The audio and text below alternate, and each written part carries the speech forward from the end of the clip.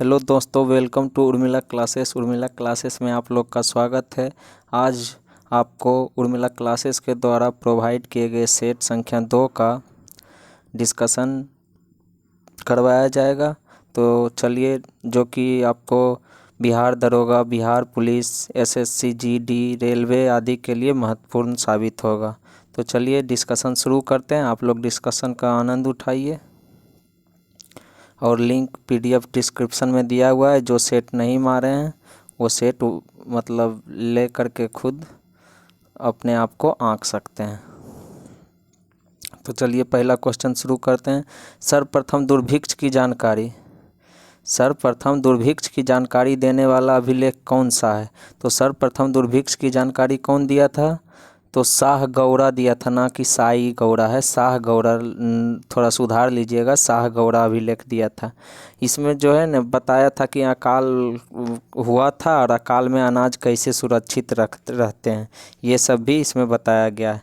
अब एक है एरन अभिलेख। एरन अभिलेख में क्या बताया गया है कि सती प्रथा के बारे में बताया गया। उसमें बताया गया कि भानुगुप्त के समय भोजराज की पत्नी जब मर गया था न, तो भोजराज की पत्नी को भी सती कर दिया गया था। अब है भीतरी स्तंभलेख। भीतरी स्तंभलेख में जो हून आक्रमण की जानकारी मिलती है। और मंदसौर अभिलेख से किसको? रेशम बुनकरों की जानकारी मिलती है। मंदसौर अभिलेख का संबंध किसके साथ है? तो मालवा नरेश यशोवर्मन के साथ है। चलिए नेक्स्ट क्वेश्चन की ओर आगे बढ़ते हैं। सम्राट अशोक ने अपने शिलालेख में अपने समकालीन दक्षिण भारत के किस राज्य का उल्लेख नहीं किया है? तो दक्षिण भारत के किस राज्य का उल्लेख नहीं किया है? तो बी, कुषाण का उल्लेख नहीं किया है। ये पांड्य, केरल पुत्र, चोल, इस सब का उल्लेख किया है और कुषाण का नहीं किया है। तो चलिए नेक्स्ट क्वेश्चन की ओर आगे बढ़ते हैं। बोलेगा कि अशोक गद्दी पर कब बैठा था? तो 269 ईसा पूर्व बैठा था। और 261 ईसा पूर्व में कलिंग का युद्ध हुआ था, ये भी ध्यान में रखिएगा। कलिंग पर विजय प्राप्त कर ली थी अशोक। चलिए, सर्वप्रथम सेना को वेतन देने की प्रणाली की शुरुआत किसने किया था? तो सेना को वेतन देने की प्रणाली की शुरुआत किया था अलाउद्दीन खिलजी। अलाउद्दीन खिलजी किए थे। अलाउद्दीन खिलजी जो है और बहुत सारा काम किए थे, जैसे घोड़ा दागने, सैनिकों का हुलिया लिखने, मूल्य नियंत्रण प्रणाली, अस्थाई सेना इत्यादि काम जो है अलाउद्दीन खिलजी के शासनकाल में हुआ था। अब है बलबन। बलबन क्या किया था? बलबन भी बहुत सारे काम किए, उसमें से सिजदा एवं पैगोश प्रथा, नवरोज उत्सव, ये सब बलबन का है। बाबर जो है भारत में मुगल साम्राज्य की स्थापना किया 1526 ईस्वी में, पानीपत के प्रथम युद्ध में इब्राहिम लोदी को हरा करके। उसके बाद जो है यह जो है मुंबई यान शैली का भी चलन किया था बाबर। एमबीटी को तो यह अमीर कोई विभाग का स्थापना किया था जो कि कृषि के लिए है। इसको स्वप्नशील, पागल, रक्त पिशासु ये सब के नाम से जानते हैं। इसको प्रिंस ऑफ मनियर्स की भी संज्ञा दी गई है। अब चलिए नेक्स्ट क्वेश्चन की ओर आगे बढ़ते हैं। अगला है हितोपदेश का फारसी में अनुवाद किसने किया था? तो हितोपदेश का फारसी में अनुवाद किया था ताजुल माली। कौन किया था? ताजुल माली। ताजुल माली इसके हितोपदेश के बोलेगा वास्तविक लेखक कौन है? तो नारायण पंडित थे। अब बोलेगा अबुल फजल। तो अबुल फजल जो है ना पंचतंत्र का अनवर ए सदात के नाम से किया था। अनवर ए सदात के नाम से किया था। चलिए नेक्स्ट क्वेश्चन की ओर आगे बढ़ते हैं। अगला क्वेश्चन है निम्नलिखित घटनाओं को काल क्रमानुसार सजाइए। तो काल क्रमानुसार सजाने बोल रहा है, तो इसको सजाइएगा। तो सबसे पहले कौन घटना घटी है? तो पहले पता कर लेते हैं। सुगौली की संधि कब हुआ था भाई? तो 1816 में हुआ था। अमृतसर की संधि कब हुआ था? तो 1809 में हुआ। मंगलौर की संधि कब हुआ था? तो 1784 में हुआ। और सालाबाई की संधि कब हुआ था? तो 1782 में हुआ। तो 1782, 1784, 1809, 1816 इसे सजा देना है। तो सालाबाई की संधि किसके किसके बीच हुआ था? तो अंग्रेज मराठा के बीच। तो इसका आंसर क्या हो जाएगा? एक आंसर हो जाएगा। उसके बाद आपको सुगौली की संधि अंग्रेज एवं गोरखा के बीच हुआ था। अमृतसर की संधि चार्ल्स मेटाकॉफ और महाराजा रंजीत सिंह। और बोलेगा कि मंगलौर की संधि तो वारेन हेस्टिंग्स एवं टीपू सुल्तान।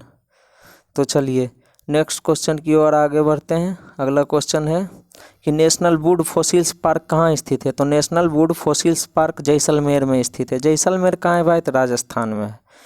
और इसमें क्या होता है, नेशनल वुड फॉसिल्स पार्क में है क्या, तो इसमें करोड़ों वर्ष पुराने पेड़ पौधे का जीवाश्म पाए जाते हैं, करोड़ों वर्ष पुराने पेड़ पौधे का जीवाश्म पाए जाते हैं।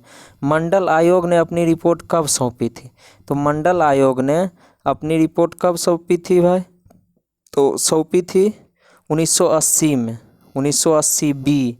लेकिन इसका गठन कब हुआ था, तो 1979 में। बोलेगा मंडल आयोग का गठन कब हुआ था, तो 1979 में। जनता पार्टी का उस समय शासन था। चलिए नेक्स्ट क्वेश्चन की ओर आगे बढ़ते हैं। ब्रिटिश साम्राज्य ब्रिटिश साम्राज्य में रैयतवाड़ी भू राजस्व व्यवस्था कहाँ प्रचलित थी, तो ब्रिटिश साम्राज्य में रैयतवाड़ी भू राजस्व व्यवस्था दक्षिण भारत में प्रचलित थी। कहाँ थी प्रचलित, दक्षिण भारत में प्रचलित थी।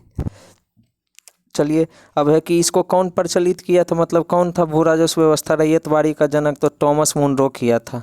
मद्रास का गवर्नर रहा था 1819 से 1826 तक। अब वो एक टर्म आता है रैयतवाड़ी, दूसरा आता है महालवाड़ी। महालवाड़ी व्यवस्था के जनक हॉल्ट मैकेंजी को माना जाता है।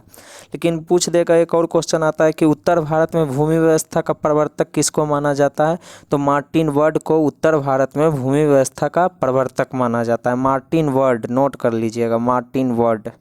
चलिए नेक्स्ट क्वेश्चन की ओर आगे बढ़ते हैं। दिल्ली सल्तनत ने के किस वंश ने सबसे कम समय तक शासन किया, तो सबसे कम समय तक किया था खिलजी वंश, सबसे कम समय तक किया था खिलजी वंश, और सबसे ज़्यादा समय तक किया था तुगलक वंश। तुगलक वंश सबसे ज़्यादा समय तक किया था। 1290 से 1320 खिलजी किया था, और 1320 से 1413 तुगलक किया था, और लोधी 1451 से 1526, और सैयद किया था 1414 से 1451।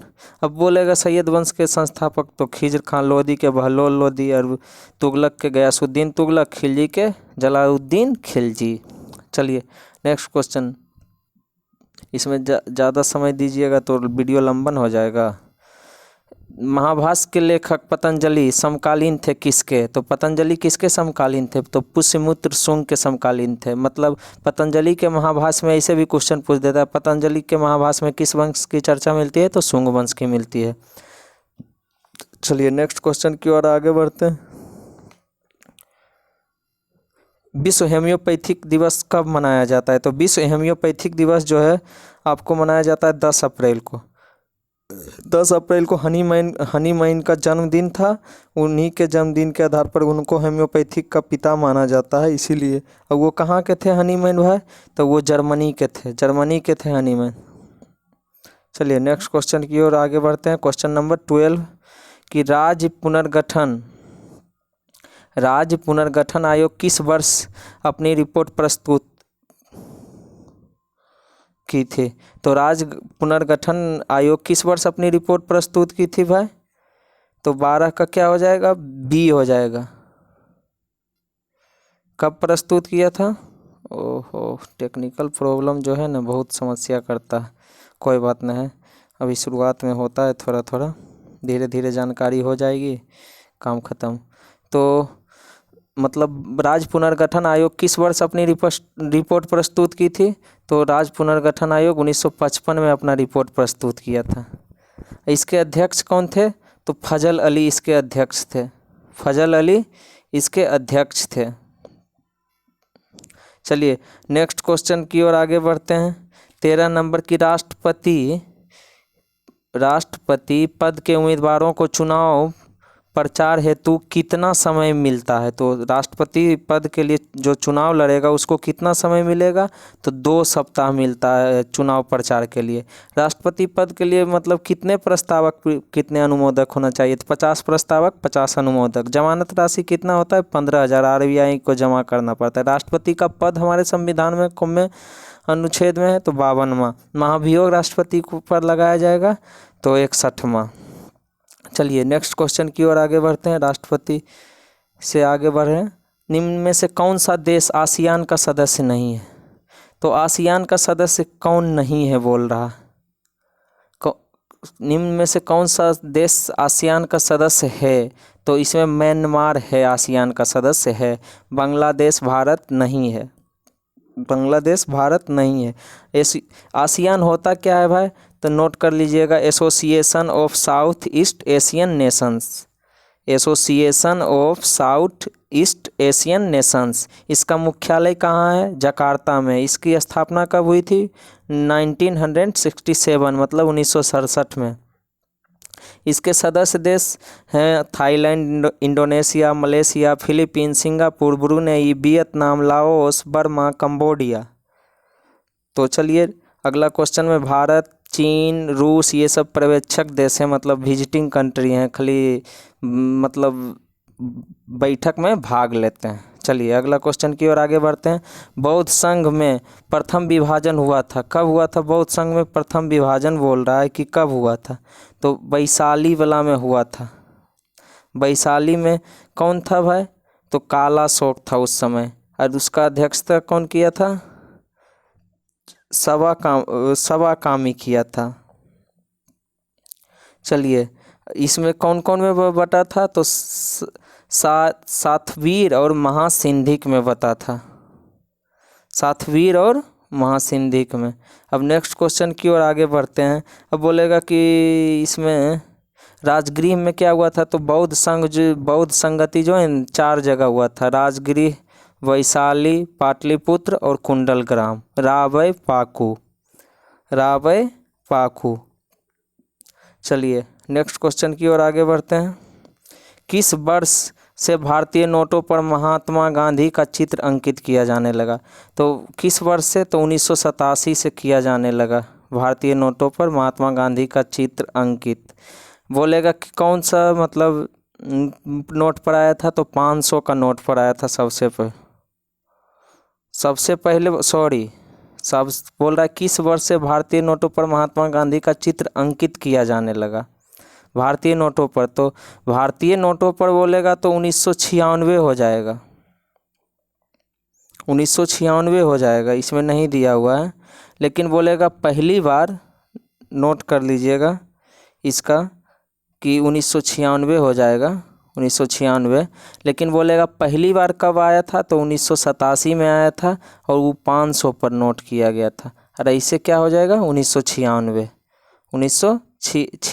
1966 नहीं, 1996 होगा। 1996 से जो है हर एक नोट पर आने लगा था महात्मा गांधी का चित्र। चलिए नेक्स्ट क्वेश्चन की ओर आगे बढ़ते हैं। अगला है भारत में सुनामी वार्निंग सेंटर कहाँ स्थित है? तो भारत में सुनामी वार्निंग सेंटर कहाँ स्थित है? तो हैदराबाद में है। भारत में सुनामी वार्निंग सेंटर हैदराबाद में है। चलिए नेक्स्ट क्वेश्चन की ओर आगे बढ़ते हैं। विवाह एवं तलाक किस सूची का विषय है? तो विवाह एवं तलाक जो है समवर्ती सूची का विषय है। विवाह एवं तलाक समवर्ती सूची का विषय है। अब बोलेगा सूची आ गया, तो सूची का चर्चा कौन में मतलब अनुसूची में है? तो है 7वां अनुसूची में सूची का चर्चा किया गया है, जिसमें कि संघ सूची, राज्य सूची और समवर्ती सूची। तो संघ सूची में अभी कितने विषय हैं? अभी फिलहाल हैं 100, पहले थे 97। राज्य सूची में कितने हैं? 61, पहले थे 66। समवर्ती में कितने हैं? 52, पहले थे 47। तो चलिए हो गया, सूची का भी चर्चा हो गया। अब नेक्स्ट क्वेश्चन की ओर आगे बढ़ते हैं। निम्नलिखित में से किस संविधान संशोधन द्वारा लोकसभा की सीटों की संख्या 525 से बढ़ाकर 545 किया गया? तो कौन से संविधान संशोधन द्वारा 525 से बढ़ाकर 45 किया गया? बोल रहा है निम्नलिखित में से कौन से संविधान संशोधन द्वारा? तो 31वां द्वारा जो है इसको 525 से बढ़ाकर 545 कर दिया गया 1973 ईस्वी में। कब? 1973 ईस्वी में। अब एक है 42वां संविधान संशोधन, कब हुआ था? इसमें दिया हुआ है तो 1976 में हुआ था। इसमें समाजवादी, पंथ निरपेक्ष, राष्ट्र की अखंडता ये सब जोड़ा गया था। मूल कर्तव्य भी जो है इसी 42वें संविधान संशोधन के द्वारा जोड़ा गया था, जो कि रूस देश से लिया गया है स्वर्ण सिंह के सिफारिश पर, स्वर्ण सिंह समिति के सिफारिश पर।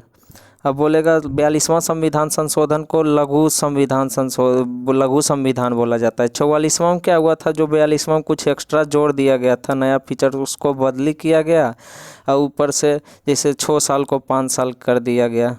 फिर है कि संपत्ति के अधिकार को विधिक अधिकार ये 44वां में दिया गया। संपत्ति के अधिकार को विधिक अधिकार बोलेगा तो 44वां में दिया गया।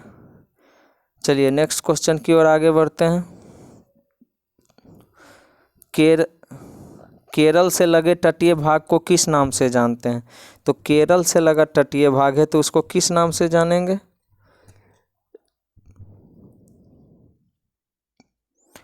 उसको जानेंगे, केरल से लगा है तो मालाबार तट बोलते हैं। मालाबार तट बोलते हैं। केरल से लगा तटीय भाग को क्या बोलते हैं? मालाबार तट। अब बोलेगा कि कोंकण तट किसको बोलते हैं? तो गुजरात से गोवा वाले तट को कोंकण तट बोलते हैं, और गोवा से मंगलुरु वाले तट को केंद्रा तट बोलते हैं। अब उसके बाद आ जाइए, ये सब किधर था? पश्चिमी भाग में। अब पूर्वी भाग में आ जाते हैं तो कौन हो जाता है? कोरोमंडल तट। कोरोमंडल तट हो किसको बोलते हैं? कन्याकुमारी से कृष्णा डेल्टा तट के कोरोमंडल तट, और कृष्णा से गोदावरी, गोलकुंडा, और गोदावरी से ऊपर जितना भी होगा वो उत्तरी सरकार तट कहला जाता है। चलिए नेक्स्ट क्वेश्चन की ओर आगे बढ़ते हैं। गेहूं किस कुल का उदाहरण है? तो गेहूं जो है किस कुल का उदाहरण है ये पूछ रहा है, तो इसका हो जाएगा बी, ग्रेमनी कुल का उदाहरण है गेहूं। गेहूं जो है ग्रेमनी कुल का उदाहरण है। ग्रेमनी कुल में कौन कौन आएगा? गेहूं, मक्का, बांस, गन्ना, चावल, ये सब क्या आएंगे? ग्रेमनी कुल में। अब एक टर्म है रोजेसी। रोजेसी में आता है रोज खाने वाला चीज़, सेब, स्ट्रॉबेरी, बादाम, डिस्ट्रॉय हस्बैंड, नाशपाती, ये सब भी इसी में आता है। किस में? रोजेसी में। और सोलेनेसी में कौन आएगा? आलू, मिर्च, बैगन, टमाटर, धतूरा, ये सब कौन आएगा? सोलोनेसी में। और लिलिएसी में, तो लिलिया क्या कर रहा है भाई? तो लहसुन प्याज काट रहा है, तो लिलिएसी में लहसुन प्याज आ जाएगा। चलिए नेक्स्ट क्वेश्चन की ओर आगे बढ़ते हैं। सैंधव सभ्यता से प्राप्त मुहरें किससे बनी होती है?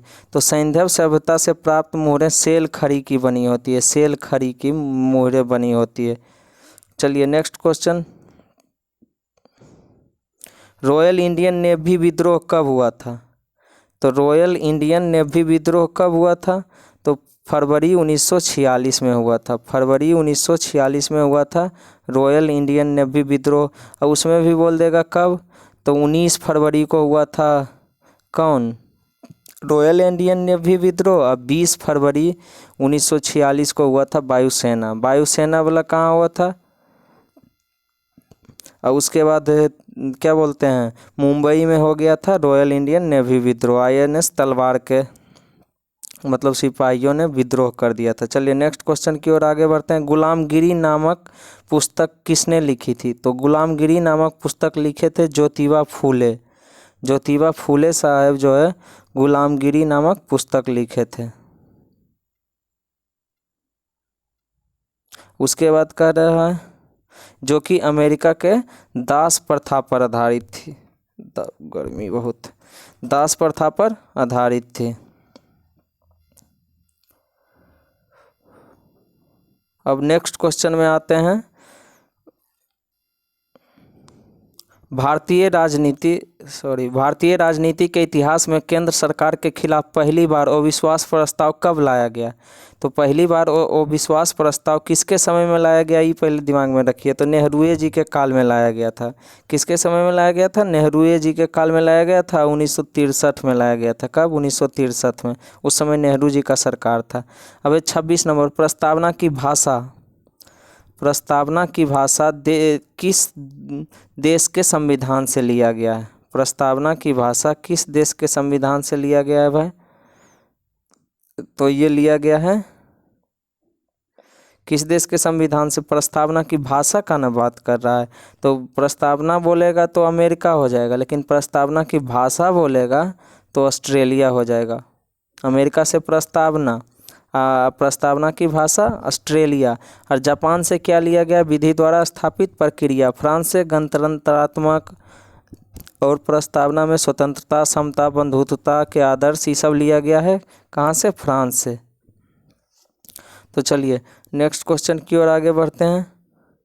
अगला क्वेश्चन है कि विश्व आदिवासी दिवस कब मनाया जाता है? तो विश्व आदिवासी दिवस जो है 9 अगस्त को मनाया जाता है। विश्व आदिवासी दिवस कब मनाया जाता है? 9 अगस्त को मनाया जाता है। चलिए नेक्स्ट क्वेश्चन की ओर आगे बढ़ते हैं। अगला है कि शेख निजामुद्दीन औलिया की दरगाह, शेख निजामुद्दीन औलिया की दरगाह कहाँ है? तो शेख निजामुद्दीन औलिया की दरगाह क्या लिख दिया, दिल्ली होगा। निजामुद्दीन औलिया, आप देखे होंगे बजरंगी भाईजान मूवी, उसमें मुन्नी जो है, मुन्नी की माँ आती है निजामुद्दीन औलिया के पास दर्शन करने, इसी में खो जाती है वो। चलिए नेक्स्ट क्वेश्चन की ओर।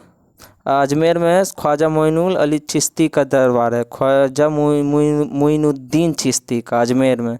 चलिए नेक्स्ट क्वेश्चन की ओर आगे बढ़ते हैं। निम्न में से कौन सा देश विषुवत रेखा पर स्थित नहीं है? बोल रहा है कि विषुवत रेखा पर कौन सा देश स्थित नहीं है? तो इसका क्या हो जाएगा, डी, इथोपिया। इथोपिया जो है स्थित नहीं है। इसकी राजधानी कहाँ है? अदीस अबाबा। मुद्रा क्या है? वीर्य है। चलिए नेक्स्ट क्वेश्चन की ओर आगे बढ़ते हैं।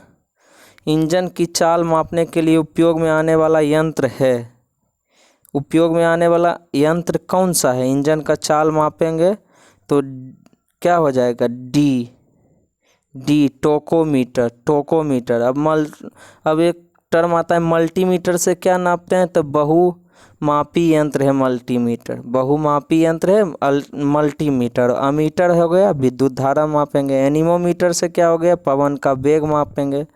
चलिए नेक्स्ट क्वेश्चन की ओर आगे बढ़ते हैं। गायपोरिया समिति का संबंध है, तो गायपोरिया समिति का संबंध किससे है? ये जान लीजिए कि बैंक सेवा से है गायपोरिया समिति का संबंध। गायपोरिया समिति का संबंध बैंक सेवा से है।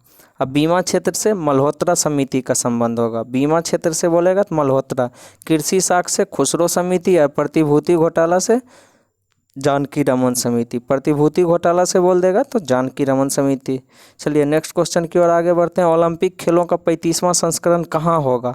तो ओलंपिक खेल का 35वां संस्करण हम पूछे हैं, तो 35वां संस्करण कहाँ होगा? ऑस्ट्रेलिया में होगा, ब्रिस्बेन में। कहाँ होगा? ब्रिस्बेन, ऑस्ट्रेलिया में होगा। अब बोलेगा कि भाई 33वां 34वां कहाँ होगा? तो 33वां तो अभी पेरिस में होगा, और 34वां बोलेगा तो 2028 में लॉस एंजिल्स में होगा। कहाँ होगा? लॉस एंजिल्स, यूएसए में। चलिए नेक्स्ट क्वेश्चन की ओर आगे बढ़ते हैं। विश्व का प्रथम संगठित शेयर बाजार, विव का लिख दिया, विश्व का प्रथम संगठित शेयर बाजार किस देश में स्थापित किया गया था? तो विश्व का प्रथम संगठित शेयर बाजार जो था नीदरलैंड में स्थापित किया गया था। नीदरलैंड की राजधानी कहाँ है? एम्स्टर्डम है। नीदरलैंड में स्थापित किया गया था 1602 ईस्वी में। कब किया गया था? 1602 ईस्वी में। 1602 ईस्वी में किया गया था। चलिए नेक्स्ट क्वेश्चन है। निम्न में से कौन मुकुलन के माध्यम से तैयार किया जाता है? तो मुकुलन के माध्यम से कौन तैयार किया जाता है? तो मुकुलन के माध्यम से तैयार किया जाएगा हाइड्रा। हाइड्रा जो है मुकुलन के माध्यम से तैयार किया जाता है। हाइड्रा कहा जाता है कि हाइड्रा कभी मरवे नहीं करता। हाइड्रा जो है कभी मरता ही नहीं है। चलिए नेक्स्ट क्वेश्चन की ओर आगे बढ़ते हैं। 35। भारत का पहला संचार उपग्रह कौन है? तो पहला संचार उपग्रह भारत का कौन हो जाएगा? एप्पल हो जाएगा। तो मारेंगे एप्पल भारत का पहला संचार उपग्रह है, जो कि 19 जनवरी 1981 को कहाँ से छोड़ा गया था? फ्रेंच गुयाना से छोड़ा गया था। चलिए नेक्स्ट क्वेश्चन की ओर आगे बढ़ते हैं। 36 कह रहा है कि तत्वों का मौलिक गुण किस पर निर्भर करता है?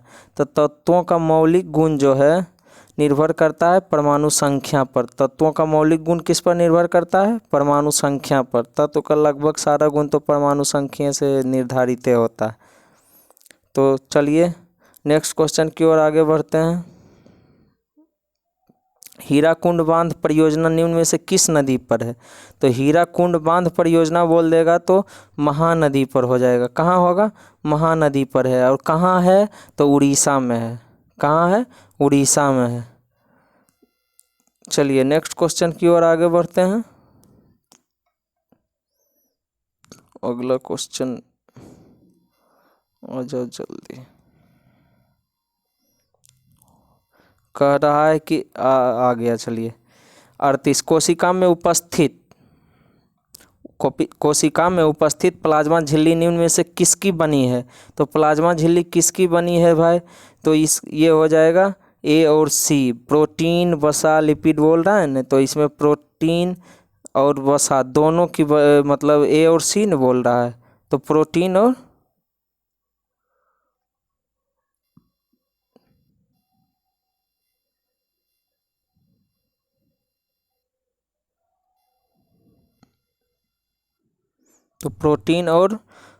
ए और सी में क्या है? प्रोटीन और लिपिड, ए और सी हो जाएगा। प्रोटीन और लिपिड की बनी होती है कौन? प्लाज्मा झिल्ली। चलिए नेक्स्ट क्वेश्चन की ओर आगे बढ़ते हैं। अगला है संयुक्त राष्ट्र शरणार्थी उच्च आयोग का मुख्यालय कहाँ है? तो संयुक्त राष्ट्र शरणार्थी उच्च आयोग का मुख्यालय पूछ रहा है, तो इसका कहाँ हो जाएगा? जेनेवा में है संयुक्त राष्ट्र शरणार्थी उच्च आयोग का मुख्यालय, UNHRC। तो चलिए नेक्स्ट क्वेश्चन की ओर आगे बढ़ते हैं। अगला है प्राणहिता किसकी सहायक नदी है? प्राणहिता किसकी सहायक नदी है? तो ये गोदावरी की सहायक नदी है। गोदावरी की सहायक नदी कौन है? प्राणहिता। अब बोलेगा कि मंजीरा, सबरी, वैनगंगा, वर्धा, पूर्णा, पेनगंगा, इंद्रावती, ये सब किसकी है? ये सब भी गोदावरी की सहायक नदी है। सॉरी फॉर डिस्टर्बिंग के लिए। 41 नंबर है। अगला में जाते हैं। समान ऊंचाई वाले बिंदुओं को मिलाने वाली रेखाएं क्या कहलाती है? समान ऊंचाई वाले बिंदुओं को मिलाएगा रेखा, तो समान ऊंचाई वाले बिंदु को मिलाने वाली रेखा को क्या बोलेंगे? आइसोहाइप्स बोलेंगे। आइसोहाइप्स बोलते हैं। क्या बोलते हैं? आइसोहाइप्स। आइसोहाइप्स बोलेंगे। आइसोहाइट्स किसको? समान वर्षा वाला। आइसोबार किसको? समान दाब। चलिए नेक्स्ट क्वेश्चन की ओर आगे बढ़ते हैं।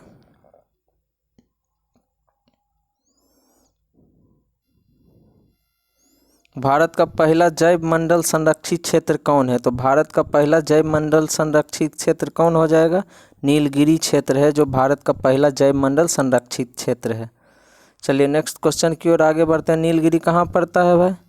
तो तमिलनाडु। अब है भार का मात्रक क्या होता है?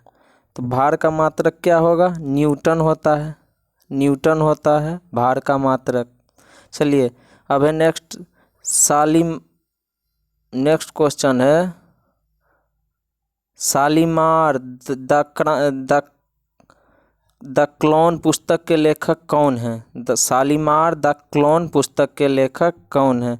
तो इसका कौन हो जाएगा? सलमान रुश्दी साहब हैं। सलमान रुश्दी साहब हैं। सलमान रुश्दी साहब जो हैं द शालीमार द क्लोन के पुस्तक के लेखक हैं। चलिए नेक्स्ट क्वेश्चन की ओर आगे बढ़ते हैं। 45 नंबर क्या कह रहा है?